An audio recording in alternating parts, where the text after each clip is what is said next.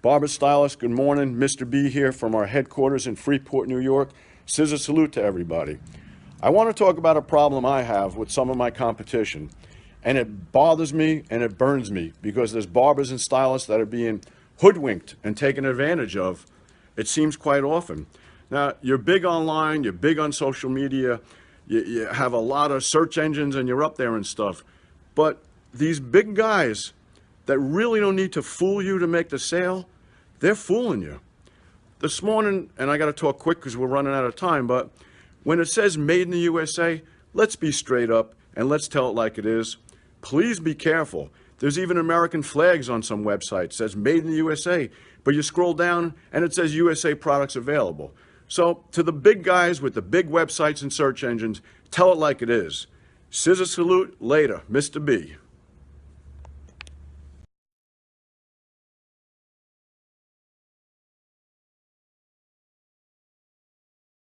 No problem. I shall transform into a masterpiece.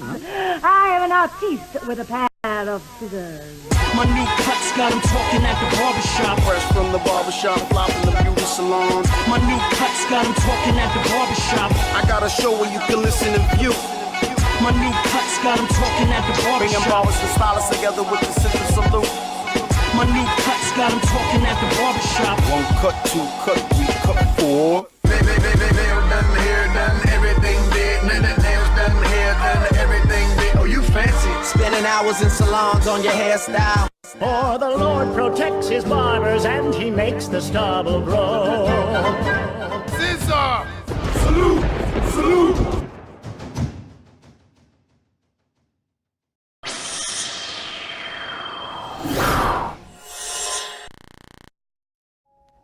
I'd like to apologize. I didn't get all the post up. I didn't get to do all the social media.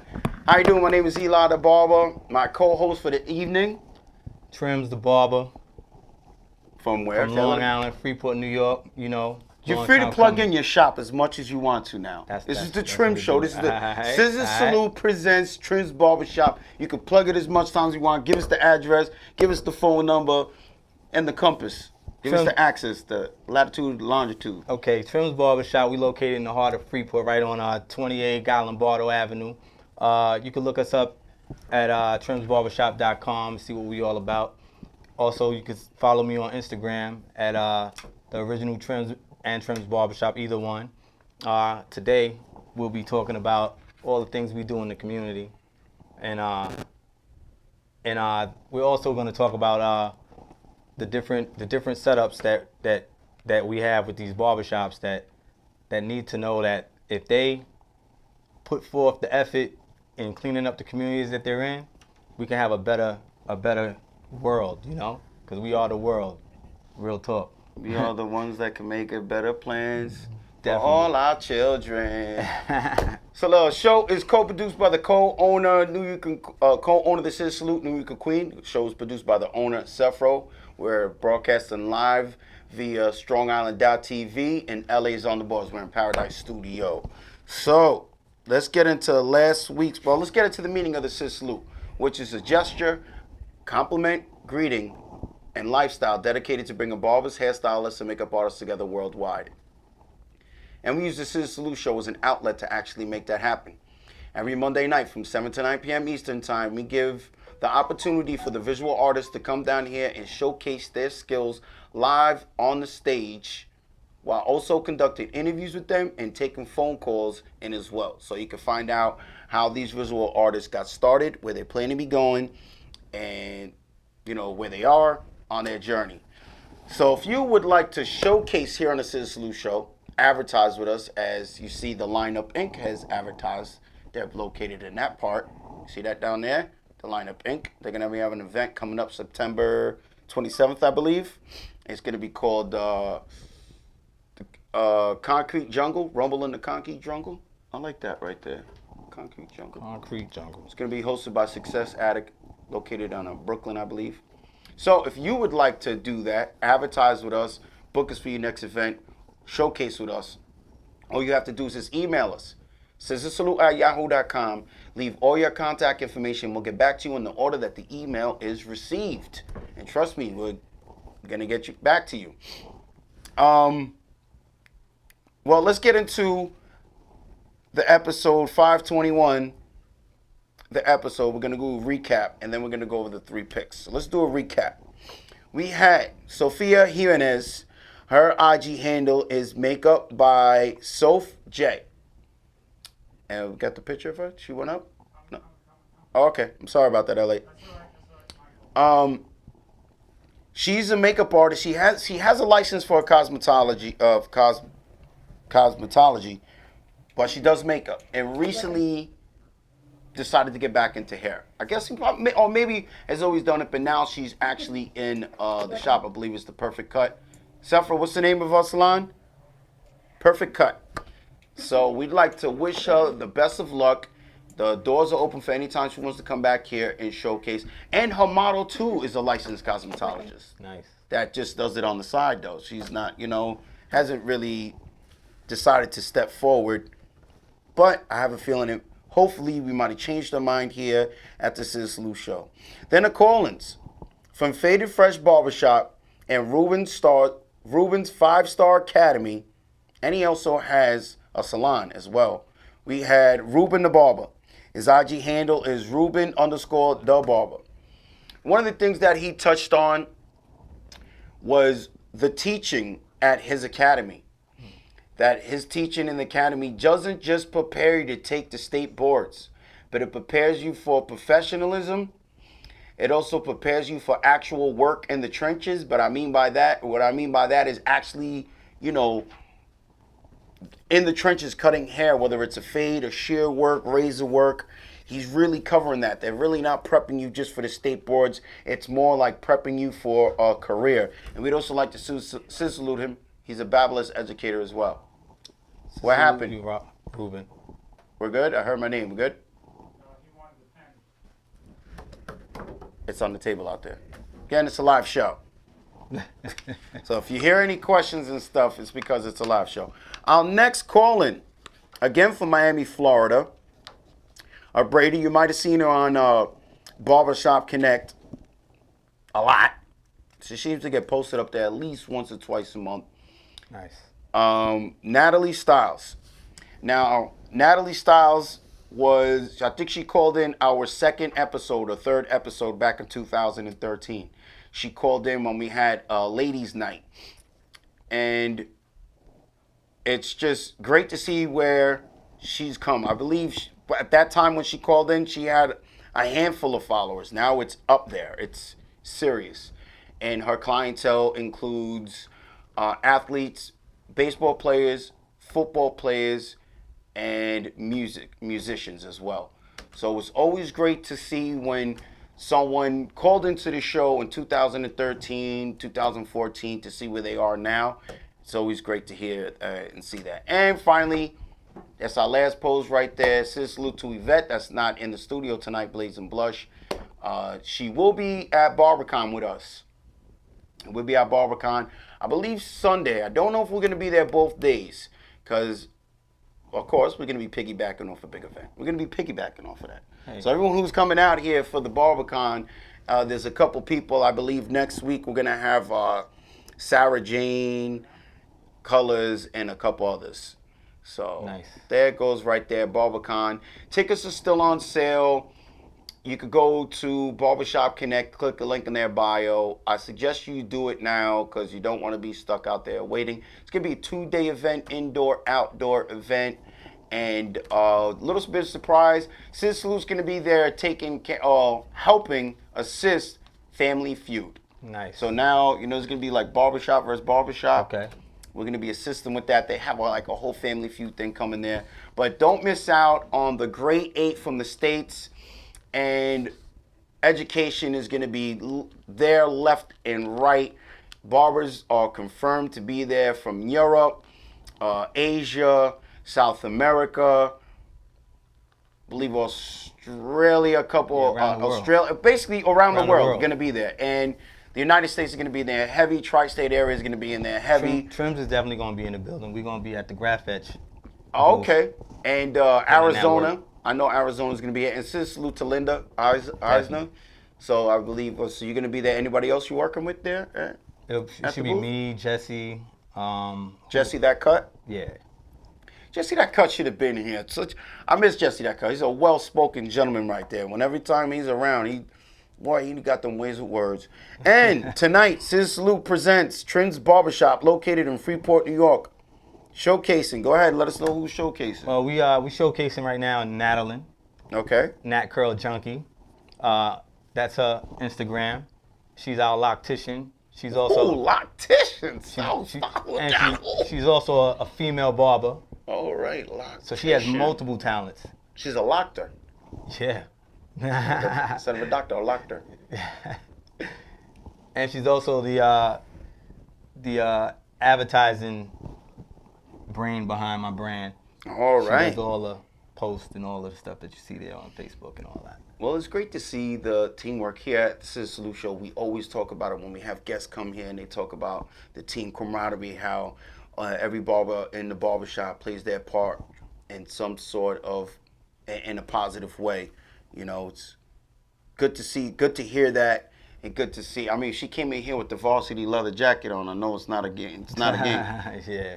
When you come in here, when you're spending money on a leather varsity jacket for the place where you work, it's not a game.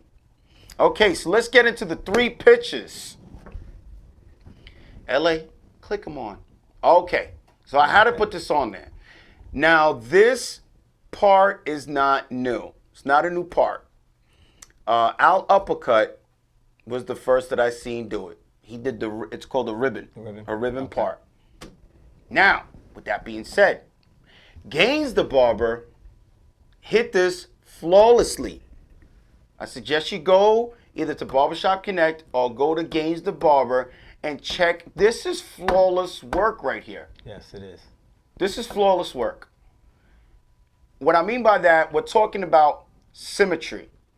And it's, when you really take a look at it, I feel like It looks 3D. it looks 3D, and you don't have to be like a super duper barber to accomplish it. Exactly. I mean, Clean to up. do it, Gaines nailed it. But if you really take a look at it, it's just a part. You see on the top line, take a look at the top line. That is the part. Then underneath, he just bubbled it up, and then he added dimension by fading. He chose the right spots to fade. Now, another thing that I'm going to show on this picture and the next picture is the difference. You can go to 2013 and check the background on people's pictures, and go to 2018. Check the background. That is a photo backdrop in the establishment that I'm pretty sure all the barbers came together and was like, yo, this is what we got to do. Yeah. And it all depends on what you're trying to do. She has 2 braids in her hair, nice edge up. And if you're wondering what is done on the side, I'm going to say that is an open blade on the side with a 1.5, 2 near the braids. The part was probably done and the hair was left alone because I really don't see no signs of any additives in there. It looks like just straight hair. And if he did additives, it's not that much and it's done the right way. So ScissorSalute to Gaines the Barber. Make sure you check him out. His name is right there on the bottom. It's Gaines the Barber. So I'm going to say it's G-A because I'm using my LASIK surgery right now to see that. So that's Gaines the Barber with a T-H-E. All right, so let's go on to the next one. And it's funny because rumor has it she's going to be in the studio next week. Correct? And I picked this haircut and I didn't even know that she is going to be in the studio next week. Sarah Jane Colors. This was what she submitted to Behind the Chair the Shot Awards. Again, she does flawless hair when it comes to color, and you can see, really take a look and see the shine and healthy hair. So not only is she like coloring the hair, she's rejuvenating the feel of the hair. The makeup is hit flawlessly, and just like Gaines, the background, we see the background here. She elected a black background. She had her wear either the black cape or a black shirt. Picture is just like nailing it right there. From the makeup to the hair to everything about this picture. To me, I feel like it's flawless, and it's a shame that she only got 69 likes. That is easily worth some thousands and thousands of likes because the hair, it's not too much. She did it great. It's a pastel, soft color texture right there. The pastel colors is nailing it. And for anybody who's watching the show thinking, okay, I want that done to my hair, you better know that there's a process. So every hairstylist who comes on here and talks color, when you start getting into the vivids and you have these mermaids and unicorns walking around, it's dedication and it takes some time. Next picture, please. So again, this is big right here. I don't know if you've been watching the show every week, but about 4 or 5 weeks ago, Harry Houdini made his way to the show and told us to log on to cosmoprof.com and pick him for the beard. Nice. The beard shot. License to Create Awards. Okay, so License to Create Awards that won on in Premiere Orlando, and there goes Harry Houdini, ScissorSalute affiliate, walking on the stage. That's my bro right there. I mean, look at that award right there. That award right there. If I was to win that, if you come to my house for a barbecue, that's gonna be at the table. That's gonna be at the table right there. Be like, yo, I might come to your house with that trophy for like the first couple weeks. Yeah, like, yo, Eli, I'd really like you to come over. My daughter's having a sweet 16. I might show up with that trophy. Well, he definitely got to bring the trophy to the show. Yeah, he definitely gonna have to. So again, salute to Harry Houdini with that trophy. And I took that picture off his Facebook. Al Uppercut already mentioned him as well, but I was on Facebook, and it's just a great accomplishment for him. License to Create Awards and salute. So there goes my 3 picks. I had Gaines the Barber with the ribbon part, which I wanted to put that up there because that's something that many others could accomplish. Many others can do that part. It's not, not that hard of a part, but when it's done the right way, it looks good. And then we had Sarah Jane Colors, who's hopefully will be here next week with her flawless color. And just the meanings of those pictures, though, is to make sure, or it's not to make sure, it's just that is the difference in my eyes, is the setup for the picture.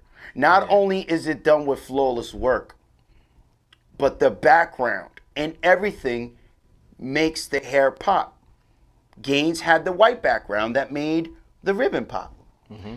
Sarah Jane had the black background, black cape, and made that color pop.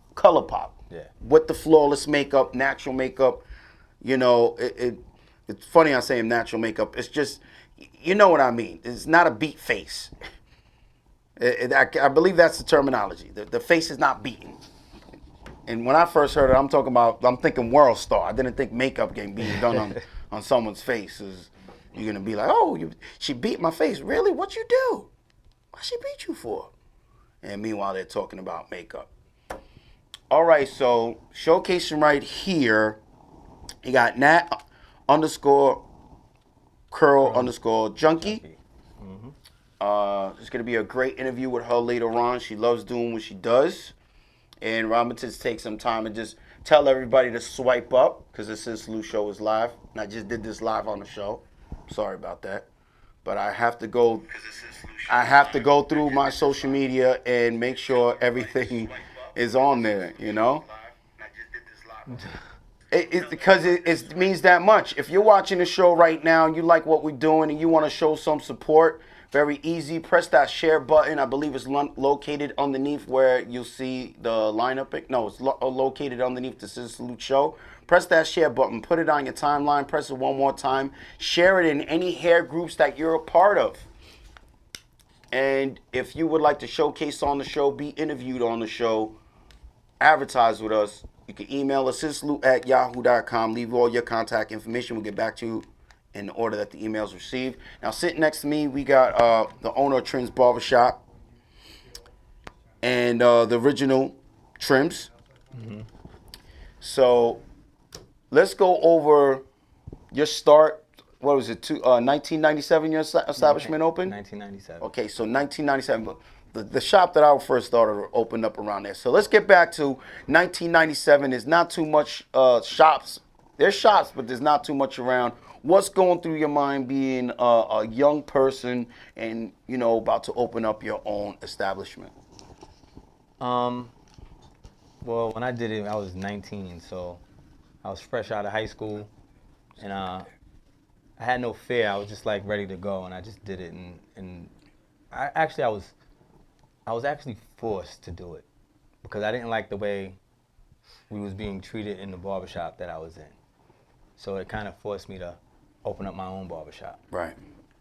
You know, it also makes you realize that when you're in business, you got to treat people, you know, fair and right. Do everything in black and white, so people won't feel that they're getting taken advantage of.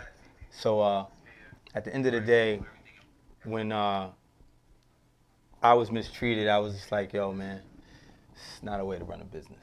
Yeah. So you know, I've been successful for 21 years. You know, still own the first store that I started in, which is my hair salon.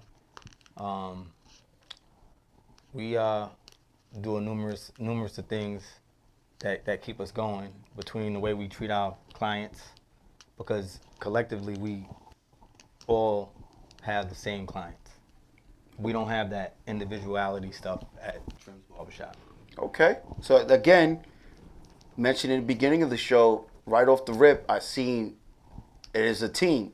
When again, it's not too much times you're gonna see someone who works at an establishment buying a varsity leather coat for where they work. Yeah. You know? So right off the rip, I see the teamwork. So you're saying there's no individuality there. Everybody, you treat your clients. Now let's go over the treatment of the clients and the environment, the actual treatment for them and the environment. Bring us through like a Trim's barbershop experience. For the most part, we have cool music. It's a cool, laid-back vibe. It's definitely kid-friendly. We have all nationalities. So the talks in the barbershop, we talk about a range of things, everything. And we do it together, which is like the coolest thing to see. You know, we got old, young, we have, you know. Women. Yeah, a lot of women. A lot of women. To the left of me here, we got Dave the barber. Yeah, we do a lot of women. We do we do a lot of kids. We do a lot of older gentlemen.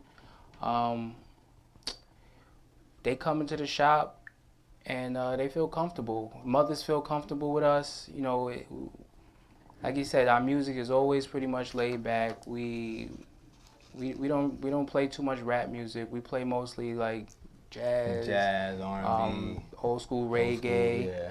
You know what I mean? We try to keep a curse-free environment. Yeah. So we don't have it rowdy at all. So the people like to come in and relax, and that's been a real good success factor for us. We also do things as a team. So like each barber, you know, gets a shot to clear the client. We don't, you know. What happens if that client wants to just go to you though? Oh, they can. We have a system for that. We have a first available. We have a request. Oh, wait a minute. Time out. Okay, so it's appointment. You guys do appointments. Yes, we do appointments. We do appointments. Is it you charge differently on appointments, or is it the same? Of course. You ever have someone be like, oh, it's extra for an appointment? Sure. You ever look at them? What's your face? I'm looking at them like, what did you just ask me? We answer that with, well, how long you been waiting on this line? You know what I mean? And they understand that right away. Right away. Right away they understand that this is a no wait system. As long as you have a choice. You can wait or you could be in the first chair available. Either way, you shouldn't be waiting. Right. Exactly. If you want to go by the system, but if you want to make a request, that's up to you. How many chairs you got active right now? We have there's a few of us missing, so we have active 5. Yeah, it's 5 barbers. Five with a 5 barbers, nail technician. And we have a nail technician. Nail tech. So the moms can get their nails on while they wait. Yeah. Nails and facials. Oh yeah. That's right. Yeah, guys, we got facial. I used to get my nails done all the time. So Well, trust me, if you see our esthetician, hey, you'll get your nails done. Yeah.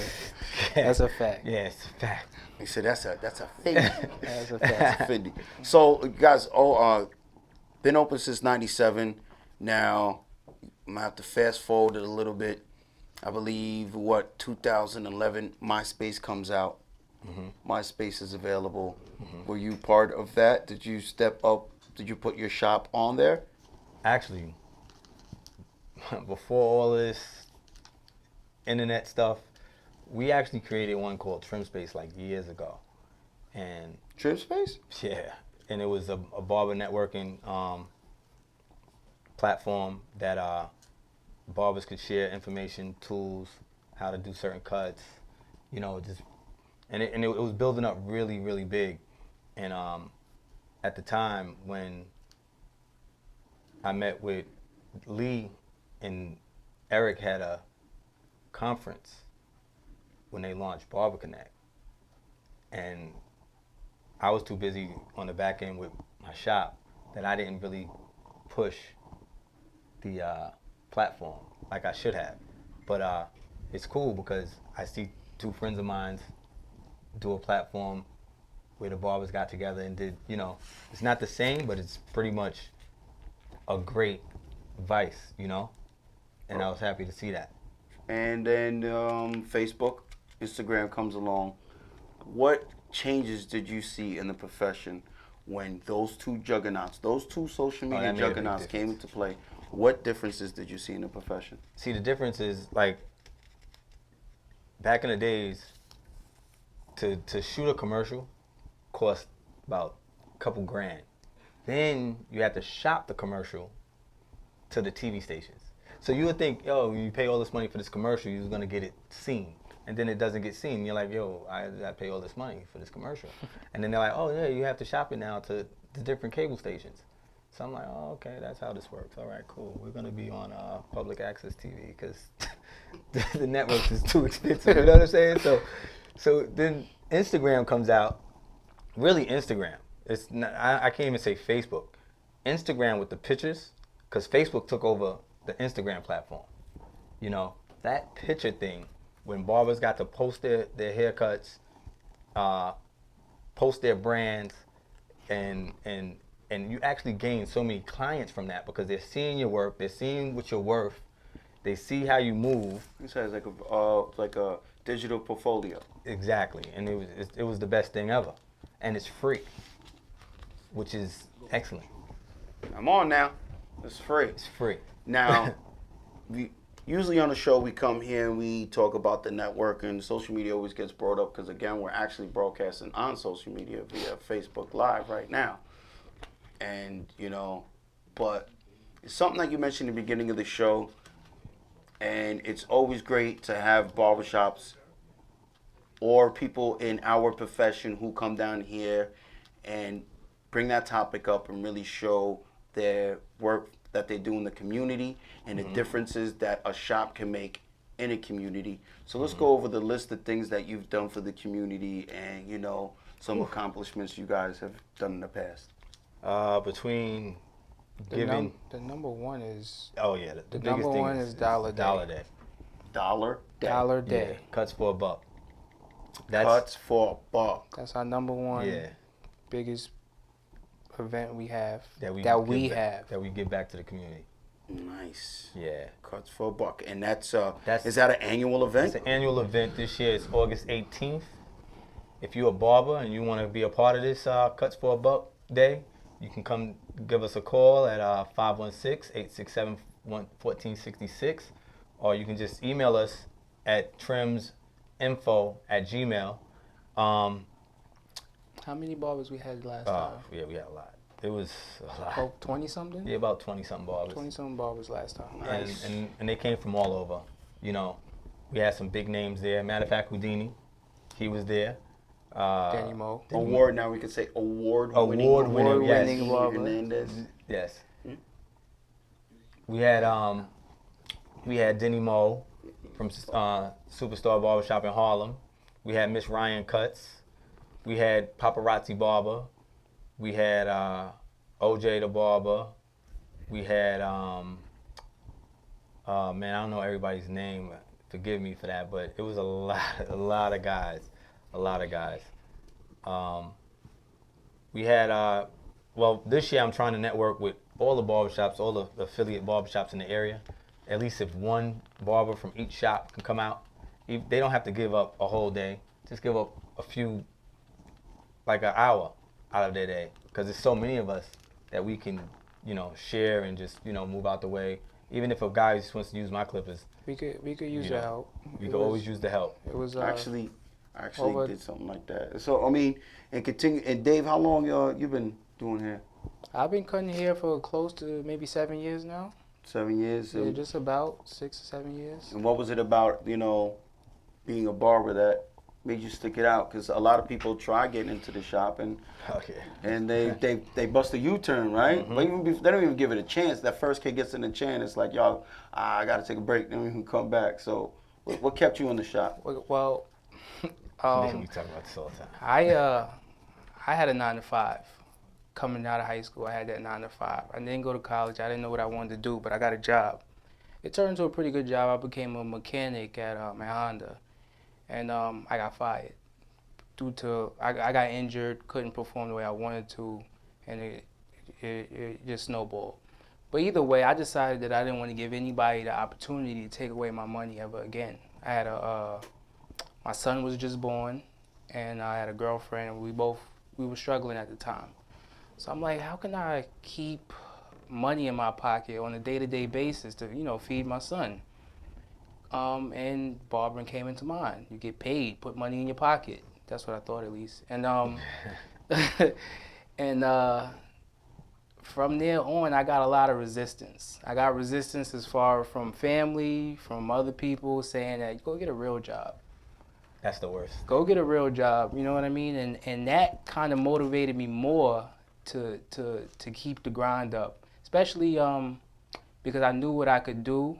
I had a talent for it. I went to LIBI. Yeah, shout out. I went to Salute LIBI. them. There's a lot of LIBI coming through. Actually, all of my, well, not all of them, but David's from LIBI, Nalen's from LIBI, Kaylin's from LIBI. That school is a good school. Yeah, they really train these guys well. I give a big shout out to Chris Diaz. Big Sis Salute. So Mr. Diaz over there. ScissorSalute. Definitely. Chris Diaz. He showed me what was possible as far as And Mr. Felder. Mr. Felder, of course, he's the man.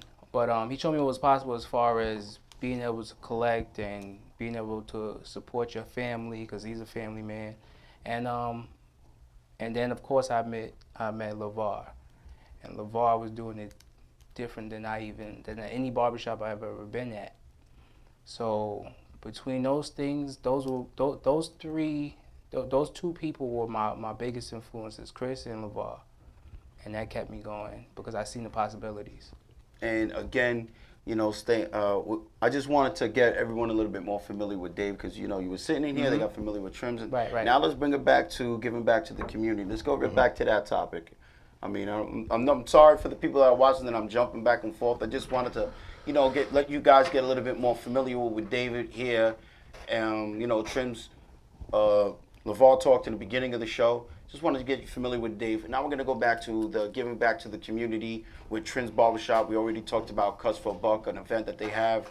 Trying to make it an annual thing, I believe. It's an annual thing, August 24th, you said? No, it's August 18th this August year. 18th. It's always the last, it's third it's always the Saturday before the last Saturday in August. So it changes. Okay, the Saturday before the last Saturday of August. Yeah, so always count back one Saturday, that's it. And that's the day of Dollar Day. Yeah, exactly. Dollar Day. And you have any other events you guys have done, or maybe even we stepped out of the shop and done volunteer work? Yeah, we did did Hope Day last We weekend. just did one last weekend. Oh, there we go. We did Hope Day. Hope Day is a nice conglomerate. It's actually a chain of churches that come together that help different communities all over, and they have placement where they put barbers, they give away clothes. It's just a beautiful thing to see when the community gets together. Like when they first started it, they had started it at Mitchell Field, where they did all of us was all there together. And then someone came up with the bright idea to put it in the community. So they spread it across the whole Nassau County and parts of Suffolk. So like, if you're a barber, if you go to church and you know anybody that's affiliated with Hope Day, you want to be a part of that. That's a really good blessing for all of us as a whole, as a community. We do a lot of stuff as well with the give back for kids sports. We do the little leagues. We do the traveling leagues for some adults. We have softball teams, baseball teams. We have. Oh, wait a minute! You guys got a softball team? Yeah, we got a softball team too. We have basketball teams. Got that. We have. We even got a volleyball team. We don't have a volleyball team. That's the only thing we don't have. But we definitely we're the trophy sponsors for the Red Ravens. Flag football team? We don't have a flag football team, no. But we can create one. We got enough guys that come through to do that. But for the most part, we also have what speared all of this give back stuff was the Trim's Barbershop Scholarship. We have a scholarship fund that we give a kid money for college every year. How do you go about choosing who's gonna get it? Well, what happens is we had created a criteria, and when your scholarship is over a certain amount of money, you're not allowed to pick the actual student. The educational board, Freeport, they pick the student for you. Ah, okay. So if you get your ones up, they'll do the work for you. If you want to do it, a lower scholarship, you could actually pick who you want. Ah, okay. So we're talking about this as a place for inspiration, education, and information.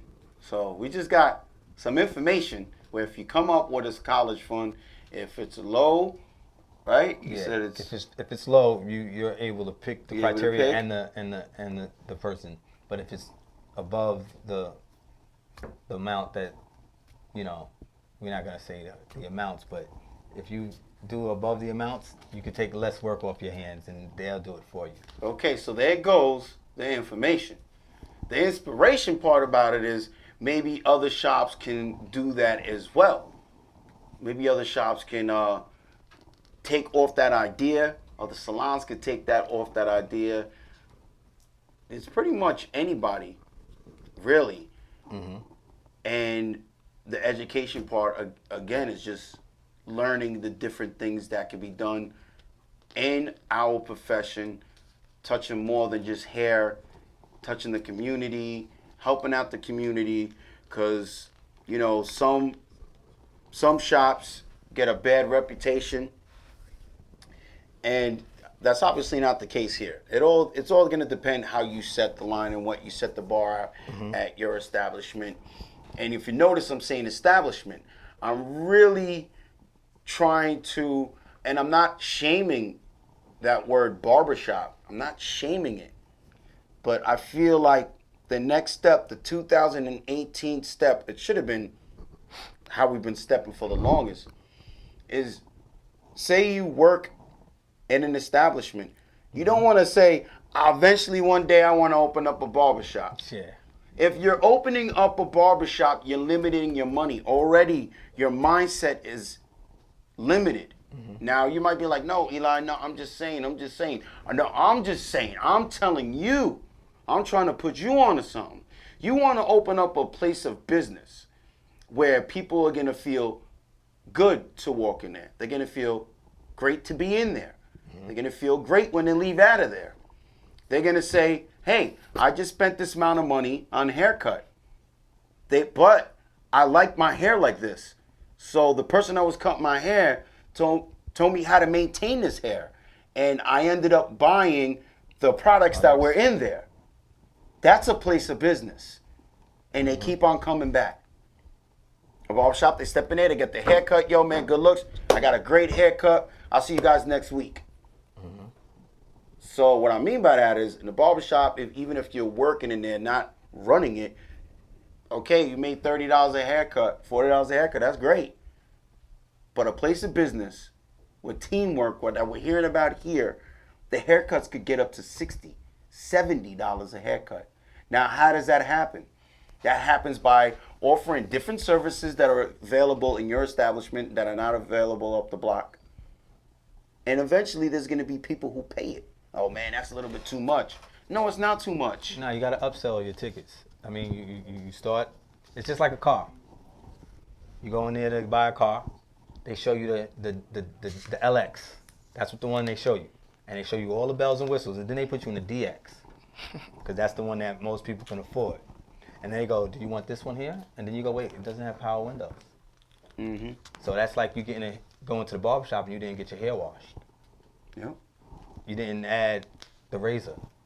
You didn't add a hot towel. So you can add all of these different things in color. You can do numerous things that can make a regular haircut boost the ticket sale up by 50% easy. So if you want to just be a barbershop, you can be a barbershop, but he's right. Yeah, I mean, establishment. It's something that has been going on, something that I've been seeing a lot, especially here with the show, and you hear people talk, and even when I'm talking amongst my friends or whatever, you know, I've been asked why don't I have a shop or whatever and establishment, because I want to open up a place of business, and really there's going to be few who want to work for me.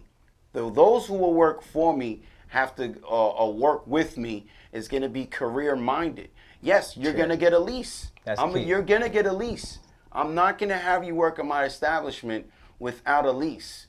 You know, I'm not going to hear that. Well, I'll pay you rent so I can. No, you see, that's gone. I'm not even going to finish what I was about to say, because that's how much I don't want to hear that. Yeah. But there'll be different things. I might raise the rent during the summer. But trust me, it's going to be beneficial to you. Because when you come up to me during the winter and you want some, oh man, this week wasn't that good. Well, check this out. The rent was up.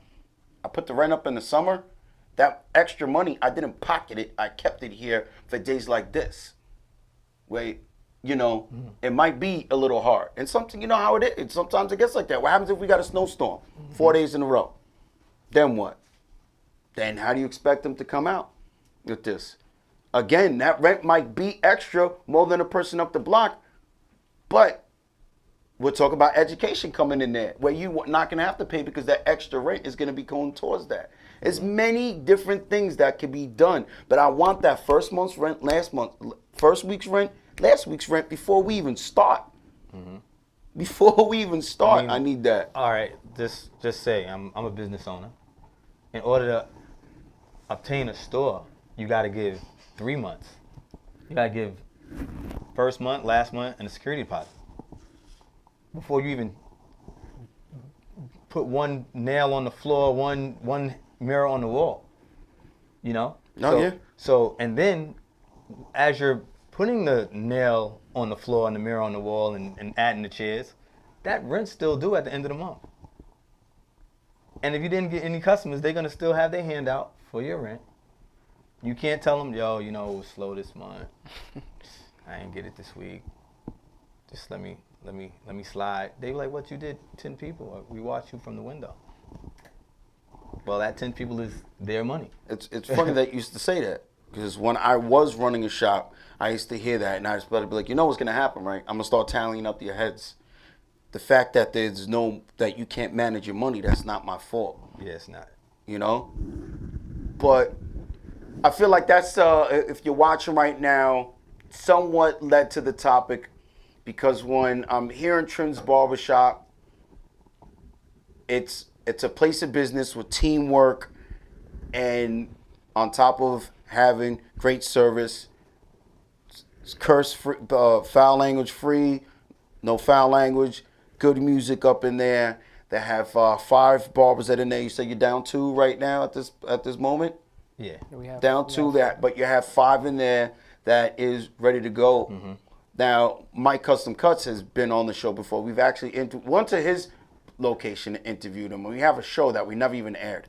We went over there, recorded a whole bunch. I don't even think we aired it, right? Wow. But he said something during that interview when I interviewed him. he would rather have professional barbers than and 3 chairs than have like the knuckleheads in every chair. All day. I would rather have one if I have to deal with that. Yeah. We've done that. Yeah. Yeah. Well, yeah, I wiped out a whole staff because of that. Yeah, and that's another thing. Like people, we've said it here on the show, and yes, I repeat myself a lot. I'm sorry because this is something that everyone needs to know, and it relates to everything. In our profession, there's people who cut hair, and then there's barbers. There's people who cut hair, and then there's hairstylists. And well, Eli, what's the difference? Well, the barber is going to walk in there is going to try to be there if he can 10, 15 minutes before the place opens. So he can get there and be there when that person walks in the shop, you know? Or if you're late, whatever, but that are in there, they're taking care of their responsibilities and leave when the time, you know, when the shop closes. They're greeting people at the door. They're taking care of people. They're not, when someone walks in, they're not running away. People who cut hair, that's what they do. Show up late, leave early, complain. There's no money, and when someone walks in, they go to the bathroom. They take a smoke break. Yeah, they don't want to cut that one person. And I know it's hard. Like, Eli, man, yes, I know. I've been doing this 18 years. I've been in the shop since 96. I've been doing this 19 years. I do know that, yes, you're going to run into cheap customers.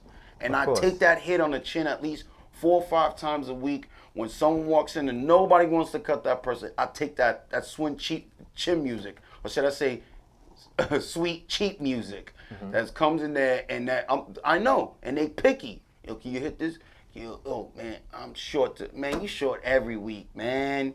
And that's whatever. That's an excuse though, because I know I'm not mic'd up, but we're gonna keep it real. Because at the end of the day, you go get mic'd up. Go get mic'd up. No, hold on. This mic mic because that's an excuse because you're not gonna cut that person because they picky. You're gonna leave money on the table just because they picky. Well, no, it's just, you know, when you're in the trenches, and anybody, whether you cut hair or you're a barber, you know what it is. You know there comes that one mom that's gonna come in with a kid. The kid is bad, and I understand that, man. Listen, the kid is bad, but it just. I understand where you're coming from, but it's just something that we deal with in the trenches. Yeah, for me, as me being a licensed professional, just when I'm dealing with people that's what is the mic right here? Yeah, right there. Yeah, when I'm dealing with people that has no money or they just keep me for hours for $10, $15, I don't want to. But at the end of the day, I have a family. I'm not gonna just. Sometimes you gotta swallow your pride for sometimes. Sometimes you don't have to deal with it if you're on that level. But at the end of the day, myself, just like y'all, you should never have to. You should never have to deal with it. You shouldn't though. But at the same time, we are in the service. Service profession. Yeah. Okay. So to some degree, you just can't. Especially if you're in the shop and they see you. I'm a customer. If somebody do that, I'm gonna feel a certain kind of way. I'm gonna feel like, you know what? It's not even a barber. It's just I don't. I'm gonna keep it funky. All money's not good money. There we go. You're right though. But in the service environment, when the client, you gotta remember, if we going off a service, this is good, Sefro. This is good. Clients is always right to some degree. Yeah. Client to some degree. Some degree. Now, if they cheat, they just keep. You can't. But you can't. There's nothing wrong with there's nothing wrong with someone's being. Listen, there's nothing wrong with someone's being cheap. As long as if you have your price points, and they hit your price point, it is what it is. They don't have to tip you. They don't have. They could leave, and they don't have to say have a nice day. You just make sure you be courteous and nice, and hey, have a nice day. You go about your business. But there's people that can rub you the wrong way. That can come and I've done it where I just pop the cape like, okay, well, you know what? This not the barbershop for you, and I'm gonna give you a couple of options. There's one up the block. There's one around the corner. You know, because we have rules and regulations, and if you don't want to follow the rules and regulations, you gotta go. It's just that. You gotta talk to the mic, Dante. The mic is on. I completely understand, but let me ask you this: as a businessman and as a business owner, is this about the love or is this about the money? It's about the love. All right. Love for the money. Love for the money, but at the same time, you can't do what's for love for the money. You have to do it from the heart. Now, with that being said, But not to cut you. If a kid came in the shop, a little kid, and he was short, right? I'll take the money out my pocket and pay for the kid's haircut. okay. You see? Where it's not like I didn't give him a haircut. I'm showing him like, listen, this is coming out of my pocket. I'm going to take the money out of my pocket and I'm going to pay for it. Right? Now, if a grown man comes to the shop, okay, I mean, if he's not handicapped and he's able to work and he comes to the shop and he goes, yo, I'm short. Okay. Well, you won't get a haircut today. Because it's just having the right integrity to walk in an establishment, because you would never go to the mall and do that. You'll never go to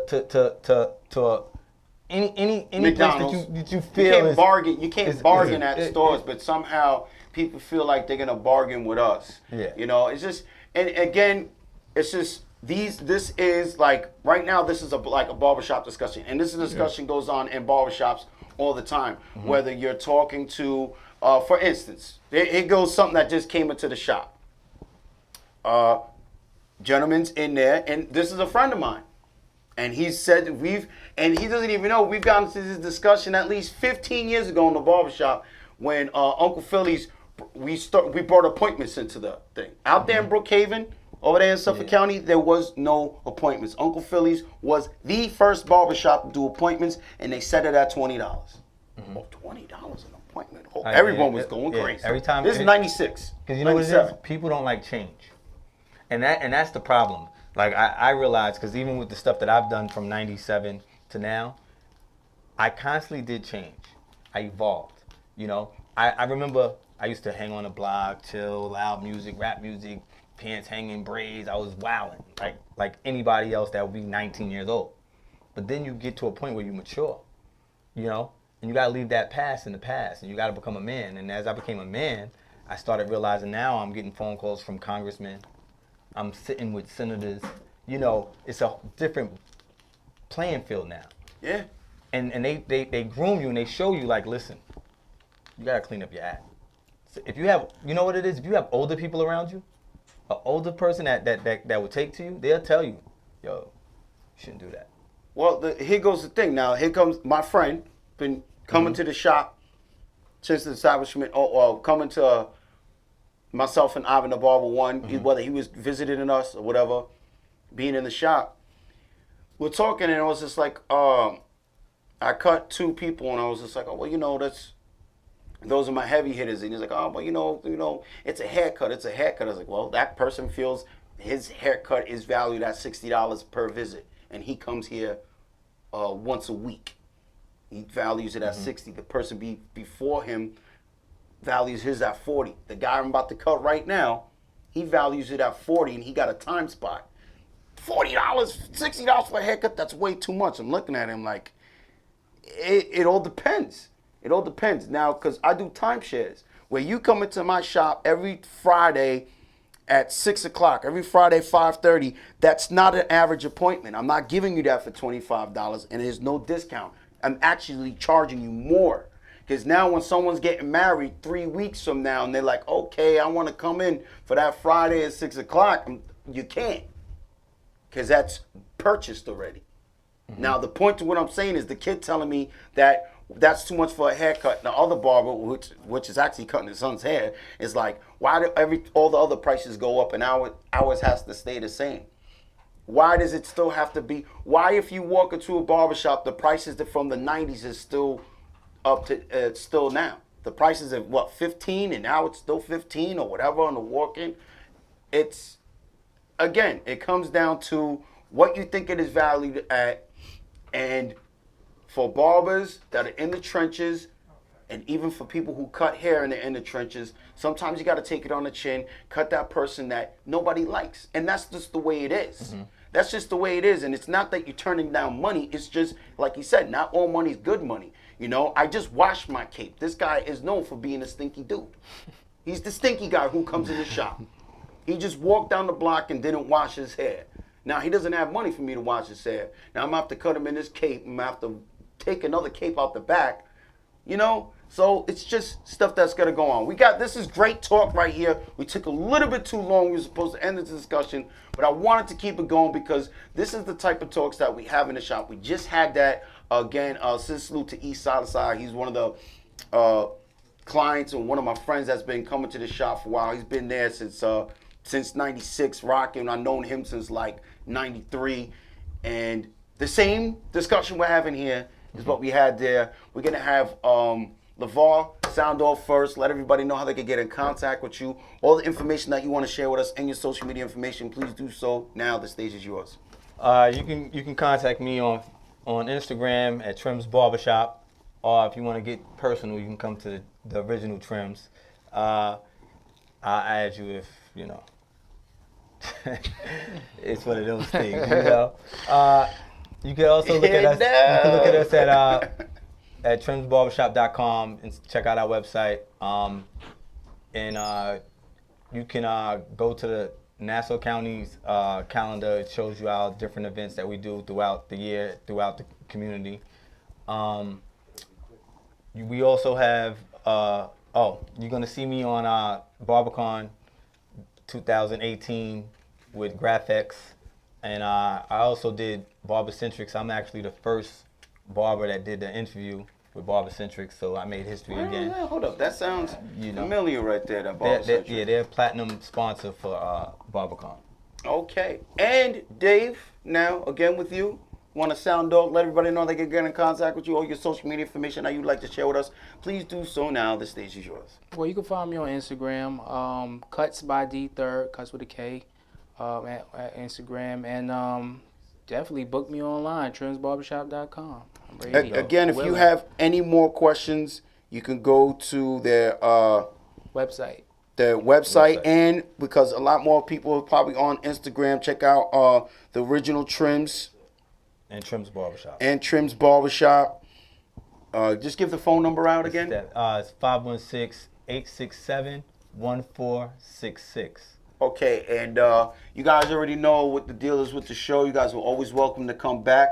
If you guys like to come back, even if you can't come back, and you would like to take these new innovative smartphones, make yourselves a little commercial to be played here on the show, we'd love to put it out on there. Anytime you guys are doing an event, if you record the footage and you can make like a minute mix down, we do our best to put it here on the show and share it. Not to cut you, but if anybody that is a videographer, please come down on August 18th and do your thing. We want as many volunteers and as many people that want to be a part of the event so it can grow, so we can keep adding it to other communities. It's a massive event. Like Denny Moe, my brother, he does Cuts for a Cure. He took it from Cuts for a Cure in Harlem to making Cuts for a Cure go across the tri-state. My shop actually held it. Millennium Cuts held it. A couple of other shops in different parts of the boroughs actually held that event. So eventually, Cuts for a Buck will be the same. We call it Cuts for a Buck, but the haircuts is actually free for the children. We also give them free, health screenings, backpacks, sneakers, clothes, food. It's a great event. I'll do that in my neighborhood, but unfortunately they'd be trying to sell it back to the people waiting online as soon as they stepped out. Let's get into this little video footage of West Park Barbershop video, and then we're gonna have an interview with Natalie. ScissorSalute. Dante, stay on that mic. Just stay there. Stay right there on that mic. Oh, look, you're right. Your back is right up.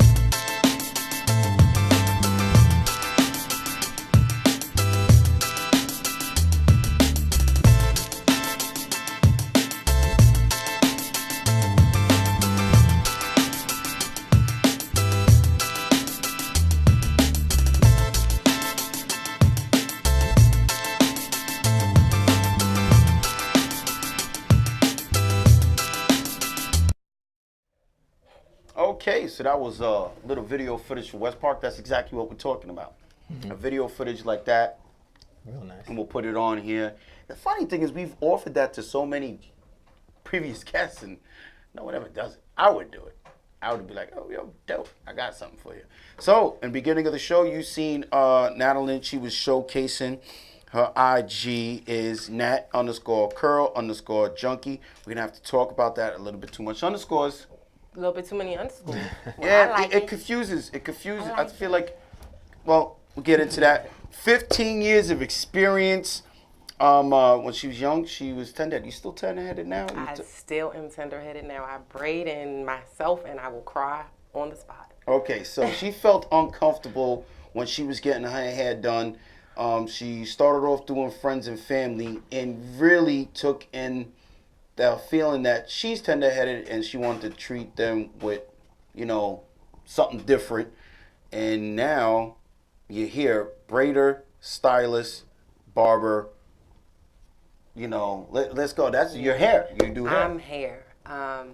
My focus is learning to love yourself. So when people come to me, I stay away from all types of chemicals. They ask me for color. We will go through peroxide highlights, henna dyes, but I won't touch anything that requires me to use bleach or any chemical. Okay, so chemical free. Chemical free. It's like organic. Exactly. As organic as possibly I can be. Is it Toshiba? Toshiba's the same way. Everything's natural and organic. And then we had people come here about. There's going to be a lot of networking going on here with Natalie, because you mentioned one of the brands that she's building. She wants to be the braiding barber of Long Island. Yes, I feel like Trims has given me this catalyst to combine my talents and really build on that. You were talking about combining your skills and how do you make more money, how do you figure this out? You have to have the skills. And so as a braider, I got my natural hair license. I felt like that was a certificate, just like a college degree. If you're a professional, you have to have a license. And so my next step was, I didn't want to be a cosmetologist. I didn't need to do chemicals. And so what else could I do which would give me a leg up and give me another license? And so I became a barber. And the Long Island Barber Institute gave me both. They gave me the natural hair license, and they gave me the barbering license. And so finding a place also where I could get the most for my money and my time was valuable to me. So I moved to do this. Okay, yeah. So you was in Maryland. Tell us about the hair scene in Maryland. Majority of the traffic that you've seen. The majority of the traffic was definitely Caesars, Waves. Locks was popular, but as I moved, they were, it was decreasing. It was going back to the traditional, what I like to call the gentleman cut. Very sleek, very professional look, where men were just a low cut. That's what they wanted. They wanted a low cut with a nice line. As long as you could do a nice line, that's what they wanted. And now the transformation coming over here to New York, what do you see more? Ooh, at Trims, like you said, we have so many different people, so many different cultural groups, races, genders. I'm doing tapers and fades. We're doing combination styles. I'm talking about afros and a taper and a skin taper, or afro and a light taper. These are difficult braids cuts sometimes. and a comb over. Yeah, braids and comb over. Yes, a pompadour with a ball fade. And you be looking at these people like, you're asking me to do this, I don't know how to do this, and then they go right to social media and they take 3 or 4 pictures and they're like, I want all of this.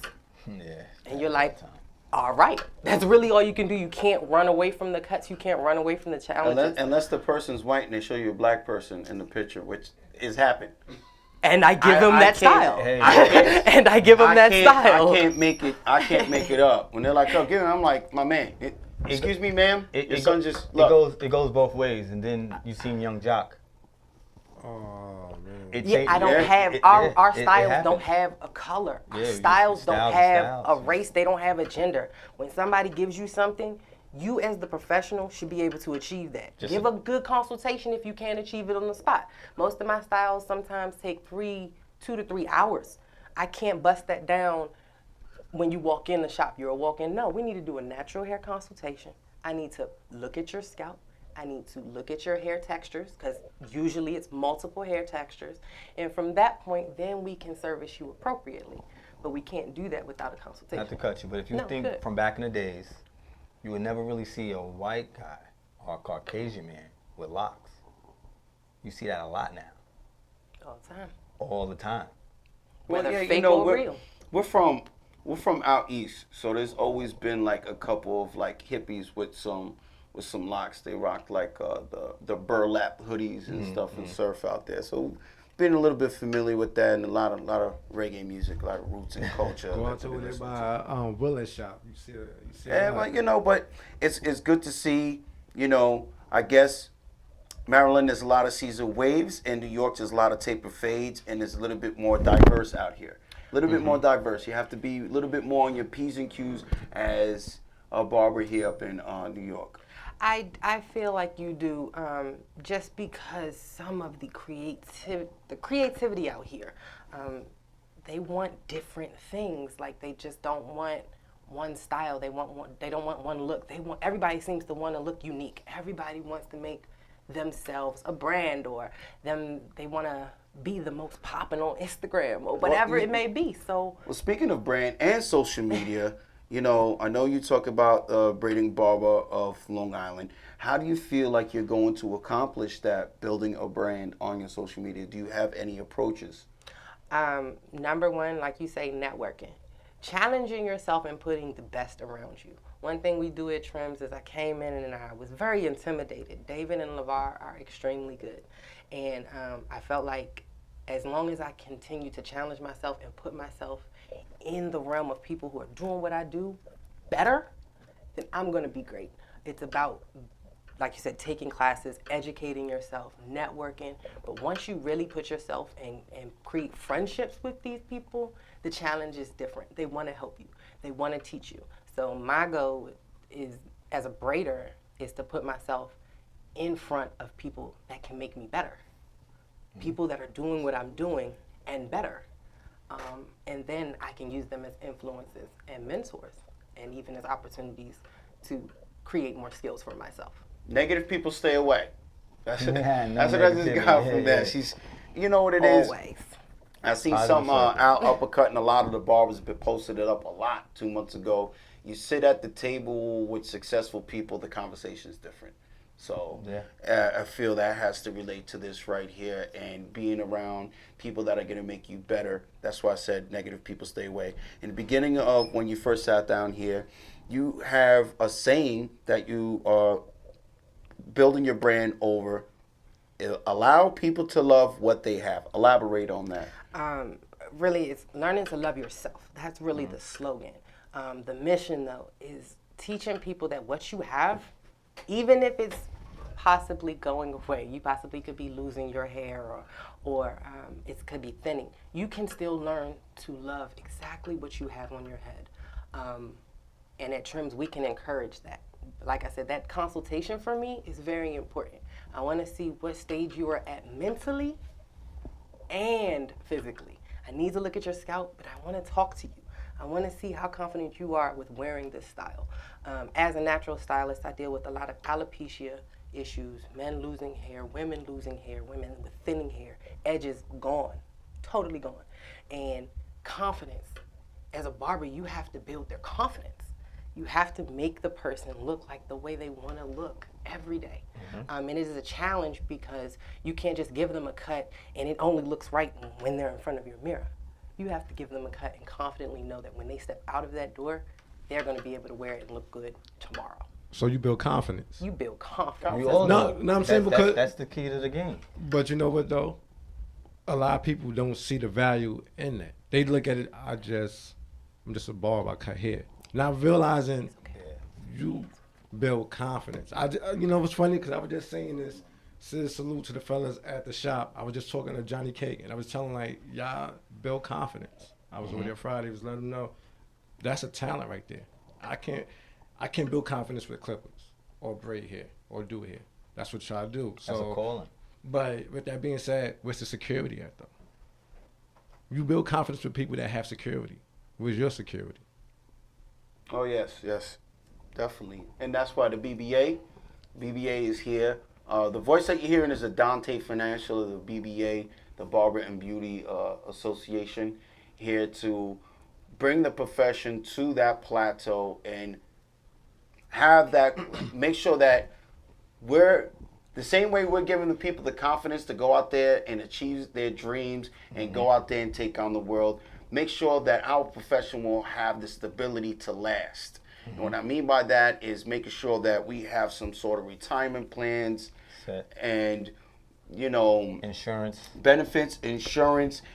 Even we talk about a lot, even the females having maternity leave. Picture being in this profession and actually having maternity leave now. We're trying to get that so, you know, you don't have to.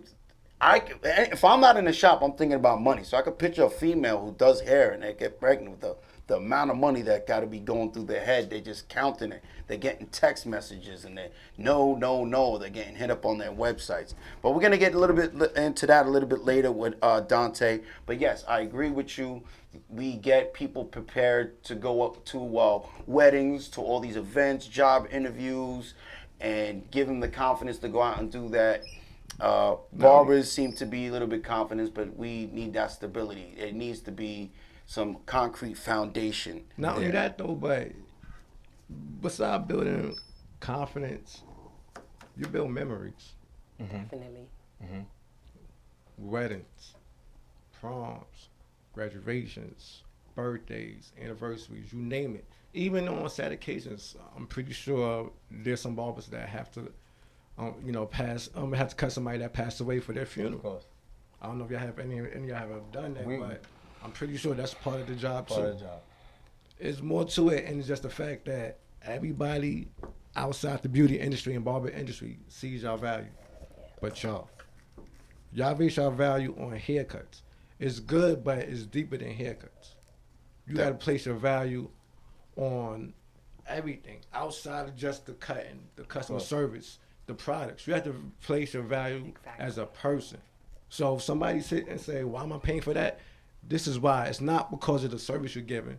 It's because what comes with it. It's what you make, how you gonna make that person look at the end of the day. That's what people is paying for. People want to spend money. You have to give them a reason to spend money. Why should I spend money with you, Eli? Why should I spend money with you? I'm reliable.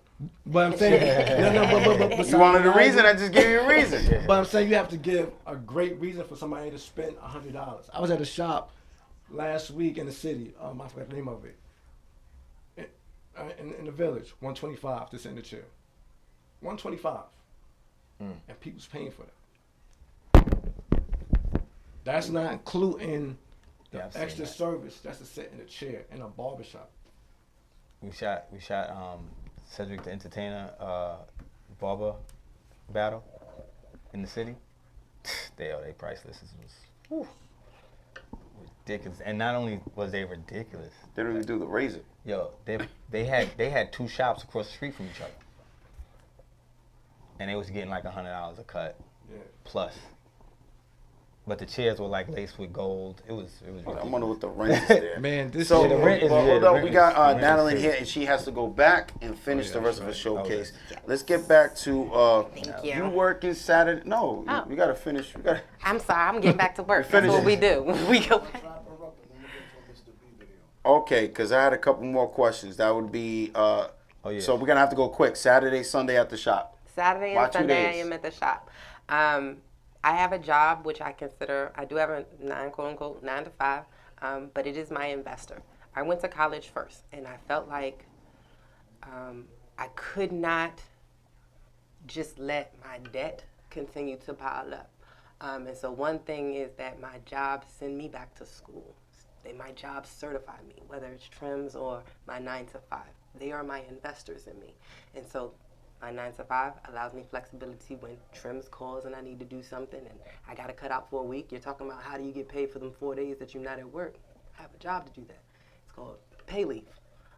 And once I know where trims is going, that's why I'm sticking out with him, because I know that he's going to get me to the point where I can quit this 9 to 5. I can confidently move into the barbershop full time and fully say that, all right, my $65,000 in debt, guys. $65,000. I'm so open with saying that because people run to school and it binds you. sometimes. What? It binds We've had you. previous guests discuss that on here. Binds I you. say that all the time because parents are constantly pushing their kids to go to college. My advice, and you ain't got to take it from me. Again, it's my advice. If you don't know what you want to go to college for, don't go. Don't go. Don't go just to keep your parents shut, because then you're going to graduate with debt. And tell you the truth, I know people that have great grades, graduated, overqualified, underqualified for the jobs. Okay, so another thing, let's go over the Fear Not Natural Hollywood. What do you say? Fear Not Natural Hollywood. This was curated by Jennifer Lord. She's the founder of Natural Hollywood. What she does is she brings African diaspora to Brooklyn or to New York and all around the world, really. She does red carpet events. These are natural, this is natural hair art. These are not styles that you necessarily would wear walking down the street, but these are magazine worthy. These are, like I said, red carpet events. These are Vogue style hairstyles.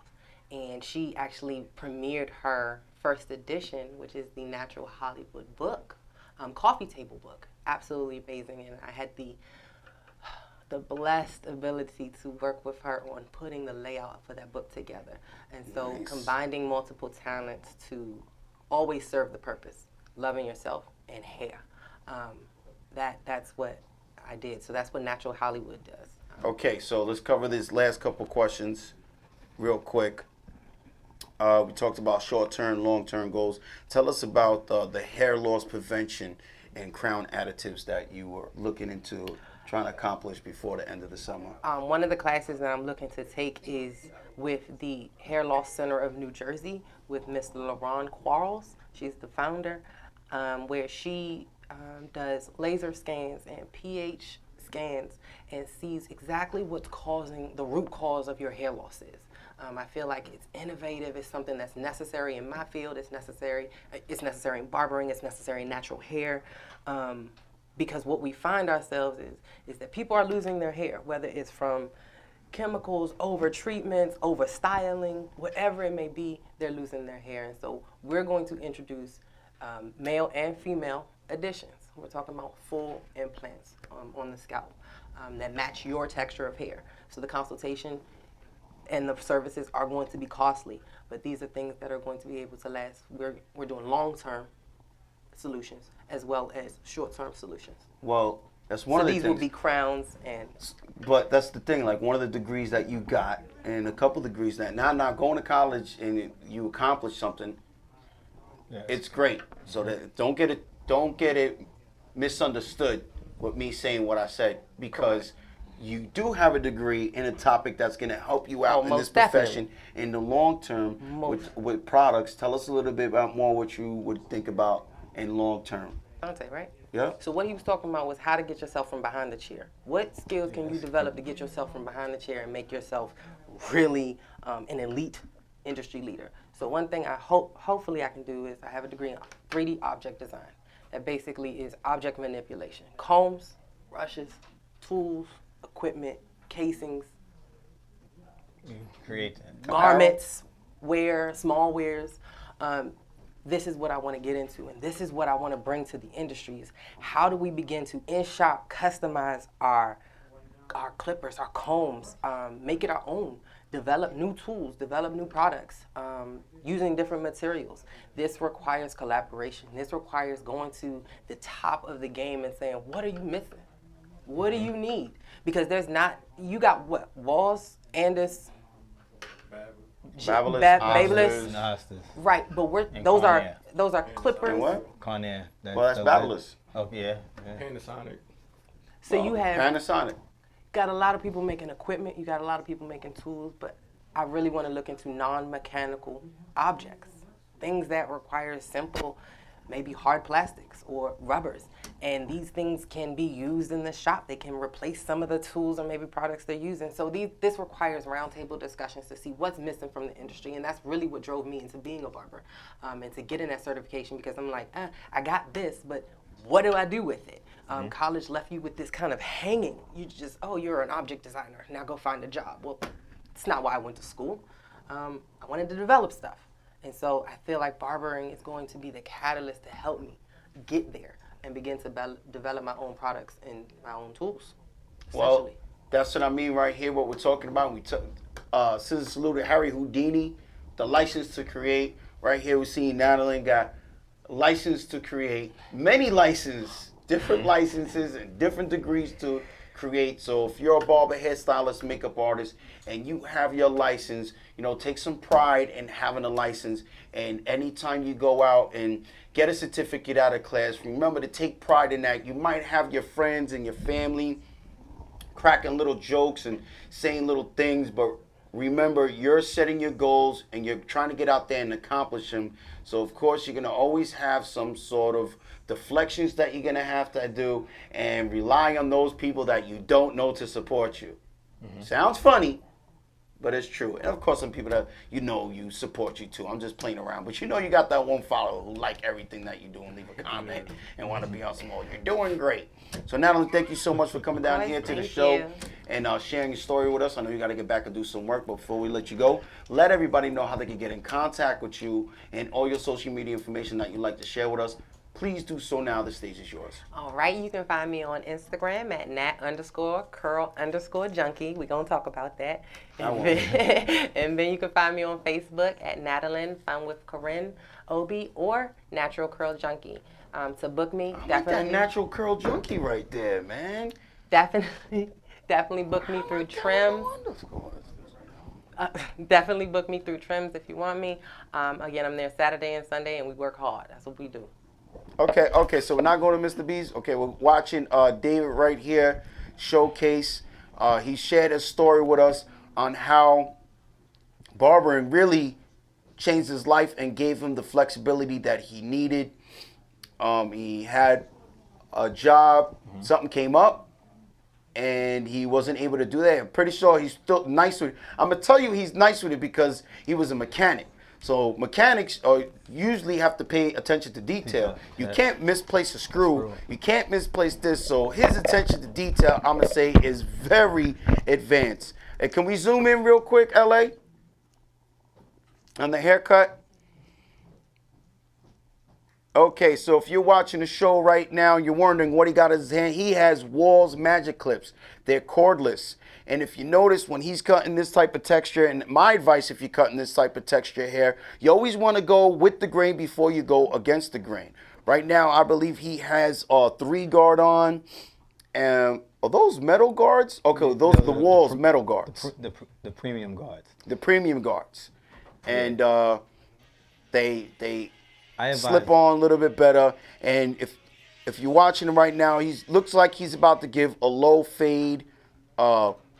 Out of state people call it a temp fade, where he's going to be going around the perimeter of the head, fading it out. If you really pay attention on what he's doing, if you notice, he's doing a lot of quarter cutting, which we call point cutting. And what I mean by that, if you're watching and showing your hairstylist going, Eli, I don't know what you're talking about. The only time you lay the buzzer flat on the head is when you're doing a guideline. That is the only time that I would recommend that the buzzer is flat on the head. Maybe when you're taking out the bald line as well. If you're taking out the bald line, if you do the bald line with the liners or the foil shaver, yeah, you might have to lay the buzzer completely flat. Otherwise, your fade and the X pattern. If you have a clock watch in front of you, I'd recommend your strokes go from 7 o'clock to 1 o'clock to the right, and then you return back to the left with your stroke going from 5 o'clock to 11 o'clock. That is when you have a clock system on you. If you don't understand what I'm saying, you make an X pattern. So you go from the temple peak point to the occipital of the bone, and you're making X patterns. And if you notice again, he's going with the grain before he goes against the grain. That's just for safekeeping. And when that blade is at the bottom, that means the blade is open and it's at its longest point. When he shuts the blade and closes the blade, that means it's going to its shortest point. And then from there, you take the guard off, put the other guard on, and you open the blade back up. It's at its longest point. Now, It all depends on different techniques that you have. Again, this is David for Trim's Barbershop. He's going to be doing a low fade. And I'm gonna say the force is strong with him, because when you're a mechanic, you gotta be close attention to detail. And I bet you them buzzers is striking. I know they hitting. He's a mechanic. That means he's good with his hands. He can grab them buzzers and make them sharp as they can be, and right on point. I know them things are striking. Okay, so joining us right here, introduce yourself. How you doing? My name is Kalen. Most know me as Sonny the Barber. First, I want to say it's a pleasure and an honor to be here with you today. Oh, thank you, man. Such a true gentleman coming over here, paying his respect right there. Yes, sir. Kingdom owned. Now explain that. Kingdom owned. I'm a child of God. Okay. I use barbering as a tool to be able to fellowship with others. I feel like this is my calling, and I'm enjoying it right now. So I'm loving that hat too, by the way. Yes, sir. That's one thing about this profession, man. There's some nice apparel out there for the shops now. Like you see Uppercuts, Gus from Uppercuts that's all he wears. He'll be a champion hoodie, but he'll say Uppercuts. Everything. Gotta brand Gotta yourself. brand it, right? Yeah, it's branding. Now, how do you fit into the shop? You know, what is your niche in the shop? How do you fit in there? Well, I'm a junior barber, I'll call myself. I've just been being mentored by my boss, LeVar. He's like a big brother to me. And every day I've just been learning and mastering my craft pretty much. What do you think is your strong point at this point in your career? What is your strong point when it comes to, you know, this profession? Right now, I would say communication, collaborating with the clients. I'm a big fade guy. I was in the military, so that's pretty much all I did. Like you said before, you mentioned 10 fades, high top fades, ball fades. And that's mostly that's my. And your tools of choice? I'm a master's guy. Like 5 stars. It really doesn't matter to me, honestly. Well, to me, it's a little bit. It's a little something now, because if you notice, like I said, if you notice, David, I mentioned earlier, he has the magic clips in his hand. I like everything wireless. I loved my masters. I loved them. I loved them. I did, and I don't care if you're like Eli. That's not how you're supposed to say love. No, you might have loved something. I loved it. Those things.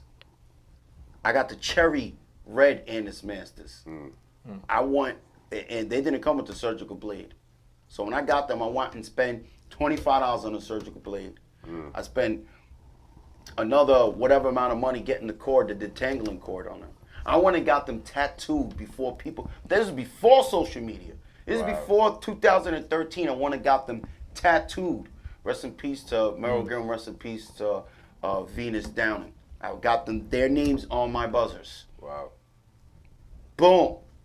I'm cutting with them. And my things are striking. You definitely get arms lifting up those masters. I'm telling you. They're striking. My things is hitting. My things hit. And I'm not worried about, don't your fade masters, don't they get caught in the skin? No, they get caught in the skin if, the pores are open and you got to wield them the right way. Anyway, one of the barbers is like, Eli, you got to go cordless. I'm hard-headed and I'm stubborn, and I'll openly admit that every damn day. That's where I'm heading right now. Right? Cordless, yeah. What happens, we have Jube on the show. Jube's like, Eli, listen, you got to go cordless. So I'm like, you know what? I got the supply guy comes up here. Got the cordless. Got him. Boom. Set him at the buzzer. Set him at the shop. Charged him. They were there for 3 months. Never used them. Charged. My masters, they doodled the bed on me. I'm like, what the? No. No. Baby, no. You know how it is when your tools is going. Right. I said, I got to go to these magic clips. I pick up the magic clips. I put the Speedo guide on. I'm like, great. At least they take my guards. I love the Speedo guards, the red clips. The red clips. Boom, they take it. I'm like, oh my God. And I always test the buzzer by stopping the blade. If I turn it on, I put my thumb on it and I press it down. Well, it has a rotary, so it never stops. Well, some like you ever get You ever be at a show, a hair event, and they got all the tools, you know, you're like, you turn them on. If I can stop the blade with my thumb, I don't want them. Like the Styliners, I love Styliners. And if I turn them on and my thumb can stop the blade, it's no good. See, that's why they went away from that. Well, they're not really all going away from the magnetic aspect, but the rotary style of clipper with that spinning mechanism, you can't stop a rotary.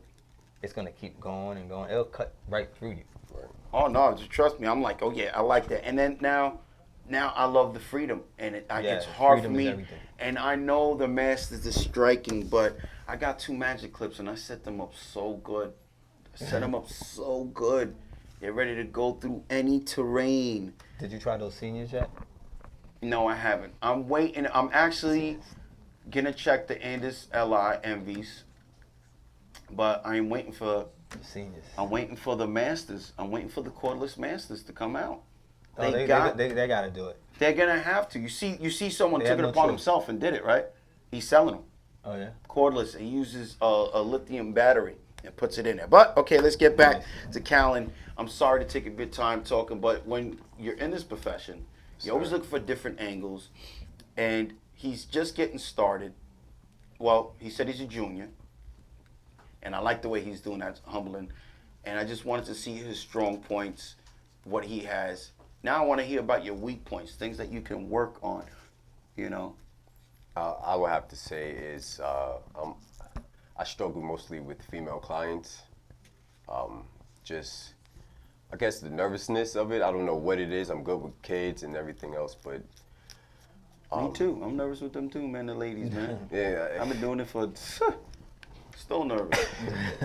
I don't know what it is about that, but I would have to say that's something I'm really working on, because they flock to me, but it's working with them is, you know, I have to ask my boss, you know, hey, do you mind if you can help me Mayday. out? Yeah, you know, honestly, the thing about Trims that I love is that he noticed before I even say anything, so it, you know, it sort of calms the situation. Well, it's always good. Again, we talked about at the beginning of the show, seems to be the theme with Trims is the team camaraderie, the way the team comes together. Yes. Now, Trims, he's obviously, you know, he's being mentored by you. He's your apprentice. Safe to say he's your apprentice? I mean, pretty much everybody that works in the organization, as the leader of an organization, at some point, they're your apprentice, because you're going to mentor your whole flock, you know? Oh, hold on. Let's take this call. Hello, you're live on the air with the ScissorSalute show. Hey, what's going on, buddy? Hey, what's going on? Who's this? It's Denny Mo. Demi Mo. What's going on, man? What up, brother? Hey, what's good? What's good? ScissorSalute. This is Eli the Barber. I have to say, man, I see you on the internet a couple times doing some things there, some pretty big things. Man, we try to, you know, we're community-based barbershop, man. We try to make it, you know, involve the community in everything we do in every aspect. You know what I mean? So let's get into a couple of things that you've done for the community and the outcomes of one. So just bring us through an event that you have for the community. Oh, man, you know, in order to be in and of the community, man, the community has to be all about you as well. And we have a great response from our community because, you know, we care. You know what I'm saying? And I know it sounds cliche, but, you know, Denny Mo cares. You know what I'm saying? So we put on an event, you know, biannually called Cutting for a Cure. Mm-hmm. And we're health advocates in my barbershop. We had the Heart Association come through and teach us how to do blood pressure testing and all that. So, you know, when people come in and not feeling so good, we'll give them a blood pressure screening and see how, you know, their blood pressure, you know, is going on that day and why it's high or why it's low. You know what I'm saying? Stuff like that. But Cutting for a Cure is an event that we do biannually, like I said, and we have screening mobiles that will line the street to test people for various diseases. And notice that I said cutting for a cure and not cutting for cancer or cutting for diabetes or so forth and so on. Because the community is not just plagued by cancer. We're not just dying from kidney disease and kidney failure. and stuff like that. We're dying from a lot of different things, and it needs to be addressed, you know. And we'll have like a triage outside of the barbershop where people can come get free testing. And we actually have follow-ups too. You know what I'm saying? It's one of the biggest things we're big on. Whenever you come to Denny Mo's to test anybody for anything, you know, because these guys have grants, you know, to test people in the barbershop. But I had a customer ask me one day, D-Mo, when I find out what's wrong with me, what next? You know, and that was a major concern of mine, because of the simple fact that a lot of these people don't go to the doctors, and most of the reason is because they don't have adequate health insurance, you know. And that's what we do. We put people in the right places to be taken care of the right way, you know. Again, Cutting for a Cure, we have entertainment all the way around the clock for 48 hours nonstop. I failed to mention that there was a 48-hour haircutting marathon as well. Yeah. You know, we cut hair for 48 hours Trust me, I did it. around the clock for free. Yeah, and we also have LeVar here from Trent's Barbershop. Anything you want to say to Demi? Man, I love him. My He's boy. a big bro. You already know. I had the privilege of actually doing cutting for a cure with Denny Mo. It was a great experience. It also spurred me to make sure my events can do more for the community. Right. You know, as far as doing the health screenings, because he actually, like I told you, he branched Cutting for a Cure to different barbershops across the borough. And I was privileged to be one of those guys. You know. And we're privileged to have them join forces, man. It's what we do. We look for like-minded barbers who want to be a part of their community, who want to grow their community and be an asset in and of their community. So we met. They came up to one of my Cutting for Cures, and man, it's been a love affair ever since, man. Trim is one of my best dudes, man. You know, we get together. I go to his events. He come to mine. There's no competition, no none of that stuff. Me and him, we've never felt competition in our life. Reason being is because we're about our business. You know, when you're about your business, you ain't got time to be worrying about nobody else's business. You know, so he came out and he rocked with Cutting for a Cure, and I came out to his cuts for $1 a couple of times and cut the kids for free. And man, this is what it's about, man. This is what we live for, bro.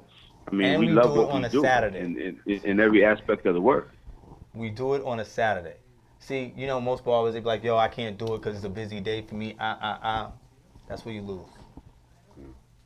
You lose because you're not doing it from here. You got to do it from the heart. You got to know that no matter if it's your biggest money day, it's only one of your biggest money days. There's 365 days in a year. There's 52 weekends. I know, man. I understand where you're coming. It's just, I feel like if you're gonna do it, and you're gonna volunteer your time, whatever day you could do it, get it done. You know, if you're gonna do it on Saturday, that's great that you're able to do it on Saturday. If you're not, and you're only available on Sunday, Monday, the point that I'm gonna see is that you're giving back. You're giving your time, whether it's on your, you know, it might be your day off that you're like, oh, you know what, on my day off I'll come down, because you know everyone has their own little things. You know, you want to give back, and a lot of people want to give back, but it's going to be sort of hard because maybe their overhead at the house or their overhead of life relies on that. You know, relies on that. So, but it's great to see that you guys are able to collab, and y'all from New York, because New York it's hard. There's really not too much collaborations out there besides what I see with the Lineup Inc. going on. It's hard to accomplish something in New York with another barber. Just like you said, you know, you're calling up other barbers to see if they want to come for the cuts for $1. I mean, think about it. It wasn't none of that stuff was going down back in the 90s or the early 2000s. No shops was trying to collaborate with each other. And now it's great to see that something like that's going on now. Well, I like to think that I spearheaded that, because the simple fact that like I said before, there's no competition. You know, I've been doing this for 40 years and I haven't felt competition yet. You know what I'm saying? So So work with other barbers, man. I'm ecstatic. You know what I'm saying? We don't have because we give because we have. You know what I'm saying? Or vice versa. You know? Oh yeah, we don't look and sit down and count our money and say, okay, well we got this to give, we got that to give, because we don't have anything to give back. We just give what God give us to give. You know what I'm saying? Plain and simple. Definitely. I feel like one of the things that opened my eyes was social media, and it's sort of sad that it took social media to do it, but you know what? It woke me up. I realized there is no the terminology competition up the block. It never existed. It was something that was put into my head because the person that taught me how to cut hair was on some McDonald's don't mix with Burger King. Well, it doesn't matter if McDonald's and Burger King mix, because people are still going to go to Burger King and other people are still going to go to McDonald's. Now, the thing I need to worry about is how am I going to get people in my chair and keep them in my chair? That person up the block isn't taking money from me. The celebrity barber coming into the shop won't take money from me, and neither will the beautiful lady who knows how to cut hair. She's not going to take no money from me either. The only person that take money from me is me. Showing up late, leaving early, extended breaks, excuses. You know, maybe leaving when that last person walks in, like right when I'm about to lock up. And, yo, can I get that cut? That's taking money out my pocket. Not the competition up the block. They have nothing to do with me. And, you know, of course, here at the ScissorSalute show, I've been fortunate enough to meet some great people in this profession, whether it's a barber, hairstylist, a makeup artist, somebody who's marketing strategy, someone who's thinking about the concrete foundation for giving our profession some insurance, some stability. I'm fortunate to be around people like that. And Denny Mo, the door's open. If you ever want to come down here to the ScissorSalute show, you could come down here, you know, advertise, you know, let us know about one of your events. At the same time, maybe either cut hair or bring someone down here to cut hair. We do an interview with you here in the studio, and we'll have LeVar come down here and he can interview you. I'll sit back in the cut and let him do a little interview. Hey man, that sounds awesome, man. We're gonna have to set that up. Yes, we're gonna have to. We're gonna leave that up to LeVar, because I just found out that the studio is not too far from where he works at all. Okay. So it'd be great to have you down. Danny, before we let you go, please let everybody know how they can get in contact with you. All your social media information that you have, you could tell us that. And if you have an upcoming event, you could say that as well. Okay. First of all, we're at 2496 Frederick Douglass Boulevard, New York, 10030, straight out of Harlem, USA. And I'm on Denny Mo's, at Denny Mo's on IG, Denny Mo at Facebook and Twitter. And you guys just get at us, man. You know, we love to collaborate with different people. We love ideas. You know, we have a whole lot going on. We got a Father's Day thing coming up on the 14th with Warner Brothers and Babyless Clipper Company. That's right. Nice. And they're going to come in and give away 3 hours worth of free haircuts, man. And we're looking forward to it. You know, we're doing that too. Another community outreach. You know, that's what it's about. Well, thank you so much thank you so much Father's Day weekend for calling in, brother. You got it for sure. All right. Me and LeVar gonna be talking. We're gonna be kicking it. Y'all call him LeVar, I call him Trims. You know, definitely. It's all good though. All right. I'm gonna call him Trim too.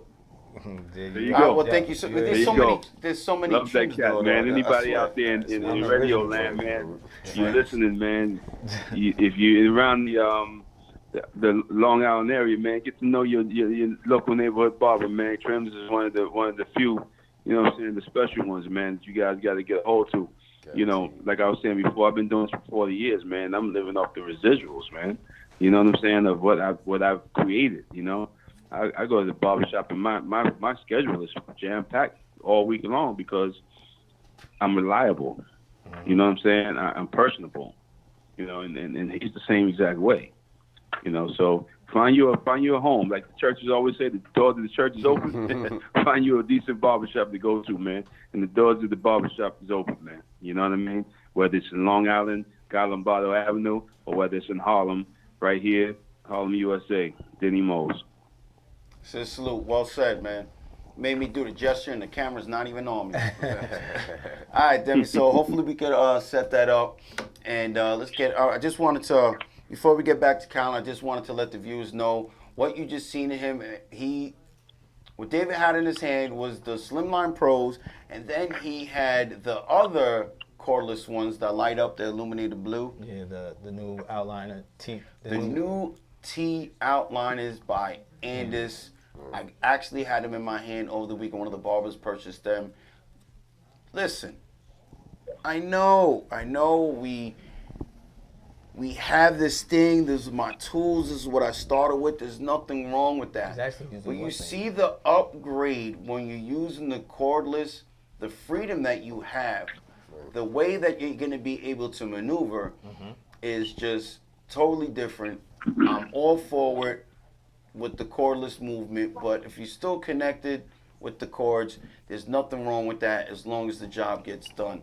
See, once you branch out of the Hey, man, I always say, it ain't in the Clippers, baby. Yeah, you're right. Oh no, you're right. It's right. not on the Clippers. It's not on the Clippers, right? It ain't in the sneakers, and it ain't in the Clippers. No, listen, it's not in the Clippers. But King Arthur did swing Excalibur because he liked Excalibur.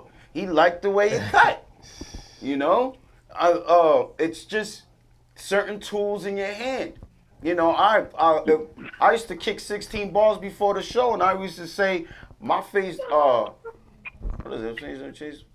Oh yeah, my face don't change because of price. I'll take a line out of a head with a fork and a butter knife. You know, it doesn't matter.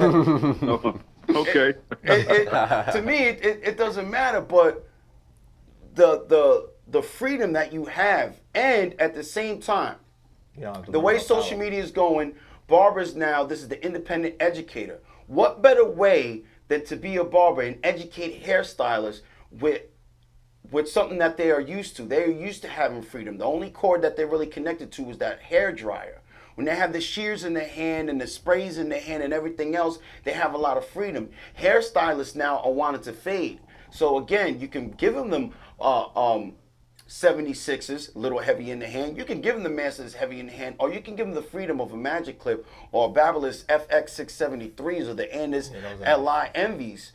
And they will be a little bit more familiar with having that freedom and the lightness of them. So now you have the ability to make more money by teaching hairstylists how to cut hair.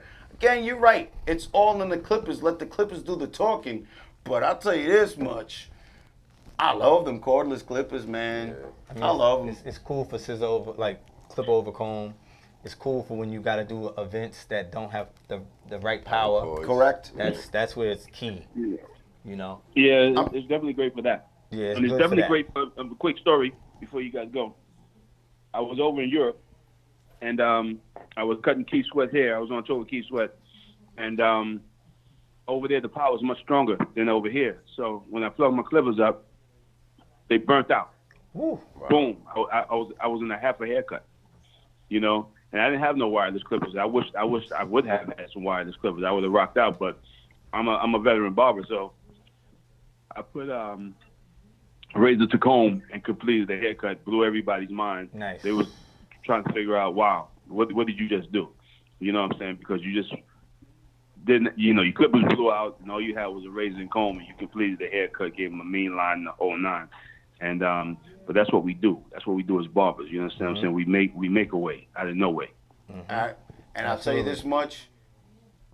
I know one of the reasons why I did that is because you're educated with combs. You have comb education. Because I remember when I first started, it was just like, I don't need all these combs. And then along the way, I was like, wait a minute. Let me grab that fine tooth comb right here, the multiple tooth comb on me, because I need this for this. You know, but when I do shears, I really don't like messing with that with long hair. I need this because it could go through the hair easier. Now I have like, I have a good 5-6 different combs at my station. One that I use damn near on every haircut. And it's funny because I see hair, I got it out of a salon. My sister gave it to me, and you know. But that's one of it's great to be educated. And right now we're gonna go to Mr. Beauty Equipment, and then we're gonna ask all the guests to come back to the stage, so we can do the outro. Demi, thank you so much for calling in, brother. Oh, without a doubt, man. Thanks for having me. All right, so let's get into that, Mr. B's Beauty Equipment, and then we're gonna ask all the guests.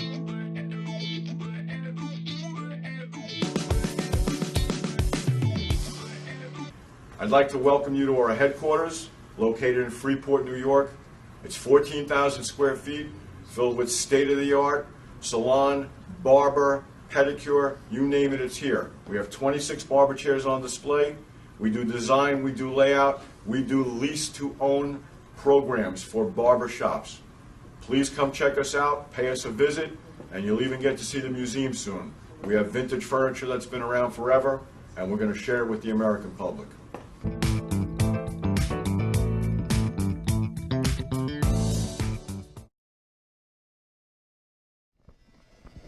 Well, welcome back. It was a great show for today.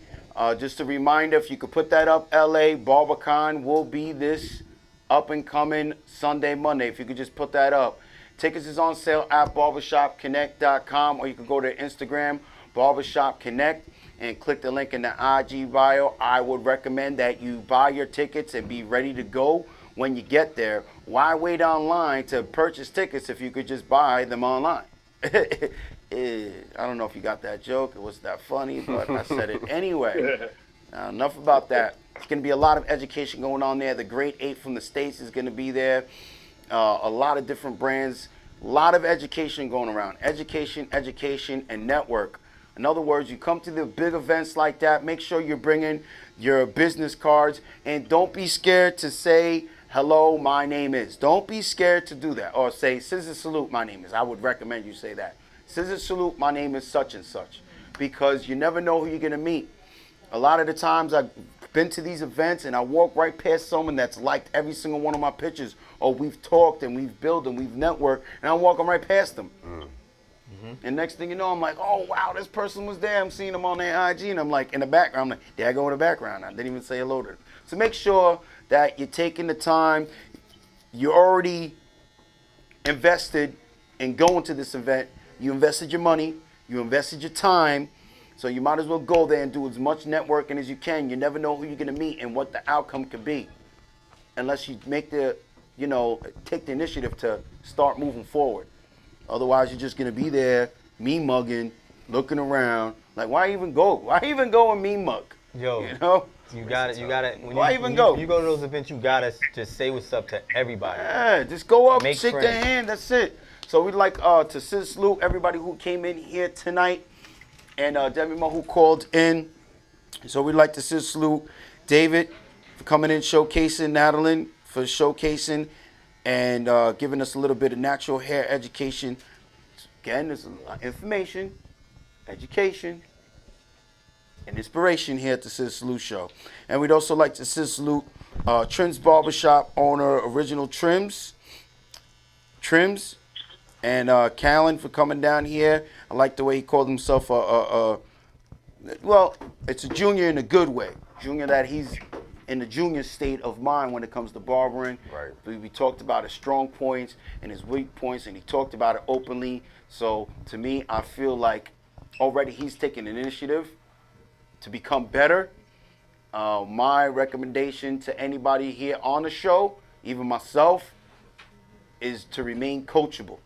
If you notice, Trims has been doing it since '97, and he's looking up to Demi Mo as like a mentor. They network with each other, whatever, but you're still taking in that information, and it's great to see someone that's been doing it for so long still, taking it on like that. We'd also like to salute Dante Financial. Don't forget to go on to Dante Financial and sign the